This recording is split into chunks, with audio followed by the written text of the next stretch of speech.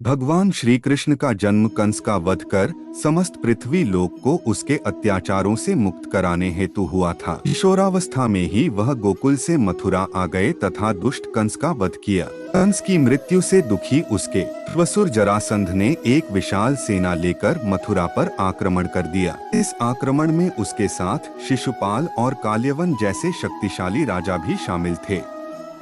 जल्दी ही सेना मथुरा जा पहुंची और मथुरा की राजसभा में कृष्ण तथा बलराम को सेना को सौंपने का संदेश भेजा गया। इस युद्ध को टालने तथा मथुरा के निर्दोष नागरिकों को बचाने के लिए कृष्ण ने रातों रात वहां से सैकड़ों किलोमीटर दूर समुद्र में एक नई नगरी द्वारिका का निर्माण करवाया। अपनी माया से उन्होंने समस्त नागरिकों, उनके पशुओं तथा संपत्ति को नींद में ही नई नगरी में पहुंचा दिया। अगले दिन सूर्योदय के समय कृष्ण तथा बलराम जरासंध की सेना के सामने जा पहुंचे और उसे लड़ने के लिए चुनौती दी।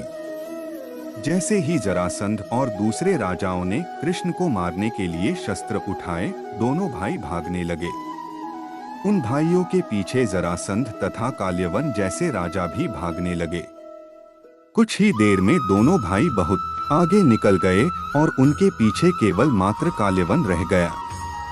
उसे देवताओं ने वरदान दिया था कि उसकी हत्या किसी अस्त्र या शस्त्र से नहीं होगी। ऐसे में वह निर्भीक था और लगातार कृष्ण का पीछा करते करते एक गुफा में जा पहुंचा। गुफा में राजा मुचुकुंद सो रहे थे, जिन्हें इंद्रदेव ने वरदान दिया था कि जो भी उन्हें उठाएगा वह उनके देखते ही जलकर भस्म हो जाएगा। वहां पहुंचकर कृष्ण ने सोए हुए मुचुकुंद पर अपना पीतांबर डाल दिया और स्वयं छिप गए। काल्यवन भी वहां जा पहुंचा और सोए हुए राजा मुचुकुंद पर पीतांबर देख उन्हें ही कृष्ण समझ बैठा। उसने मुचुकुंद को उठाने के लिए लात मारी, जिसके कारण उनकी निद्रा खुल गई और उनके देखते ही काल्यवन वहीं पर जलकर भस्म हो गया। तत्पश्चात कृष्ण ने राजा मुचुकुंद को अपने चतुर्भुज स्वरूप में दर्शन दिए और उन्हें मोक्ष पाने का वरदान दिया। वहीं दूसरी ओर जरासंध और बाकी राजा पूरी तरह से खाली मथुरा देखकर वापस लौट गए।